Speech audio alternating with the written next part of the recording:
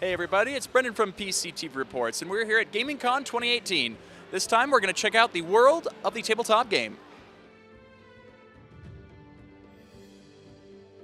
Role-playing games are, you get a bunch of your buddies, you sit down to a table with a map, some miniatures, some weird-looking dice, grab some pretzels and whatever your favorite beverage is, and then you hack and slash at monsters, travel to foreign lands. If anybody has played D&D, we are the next best thing. This is the Pathfinder Society of Utah. We have 10 gaming stores across Utah, all the way from Lehigh up to Logan. Organized play allows them to create characters here or at any of our stores and take those characters to other stores and be completely legal and play at any games that they want to, so long as their character's within the level range.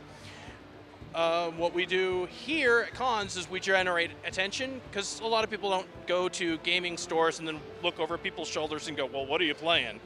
So we try to be as highly visible as possible, get new people involved, get new people interested, and we've seen a lot of new players today. We've picked up at least 20. Is it a bit like storytelling then? From the Dungeon Master standpoint, it is.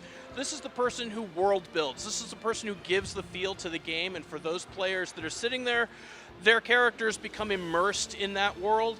Because, I mean, honestly, we're in a room full of hundreds of people and chairs and everything else. It's up to the GM to make you believe that you're in the woods, traipsing through the jungle, and how hot it is, how sweaty it is, how many mosquitoes there are. And just the feel of the game is run by those people who are coaching the game. And we call these people game masters, GMs. Oh, I get to be whatever I want. It's basically storytelling in its own way, and every person has their own personalities that they get to create. This is the first time I'm actually doing it at a convention, and quite honestly, I like it because it is more open. You're not in a cramped up space like a basement and stuff like that. But I do also like the personalized spacing. I've done the whole playing at Dragon's Keep before, and that gets a little bit tight on spots. And doing it at home, you got to keep the place clean, but you get to cook your own food and serve up a meal while you're playing, which is also pretty awesome. Just give it a chance. It may seem really dumb at first, but it really gets addicting. Like, my first time I started playing was Dungeons and Dragons 4.0, and like, it was tough. Like, I wasn't really sure if I was doing things right, but the more I went, the more I played, the more fun it got, and the more I just wanted to write my own stories after that and become more characters.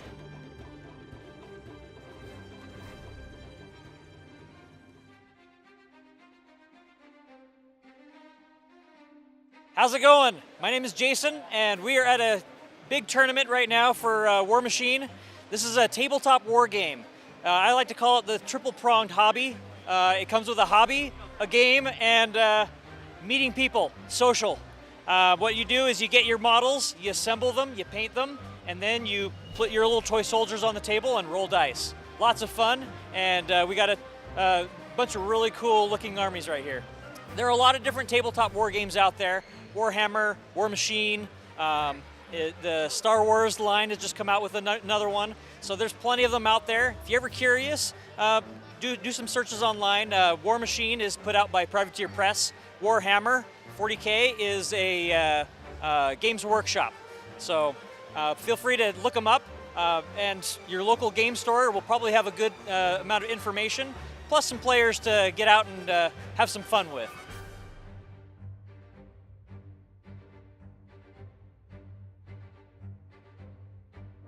To even play the game, you've got to build and paint your models. And they start on a plastic sprue, clip them off, glue them all together, and then you got to paint them. It's nice to have something to show for. Like when you've spent half a day painting models, it's not like you spent half a day playing video games, you got nothing to show for. You're like, oh, I've got this cool little thing. And I mean, everybody starts off kind of bad, but it's nice to watch your progress. So each model gets a little better. And as you get better, you want to take on cooler and cooler models with more details.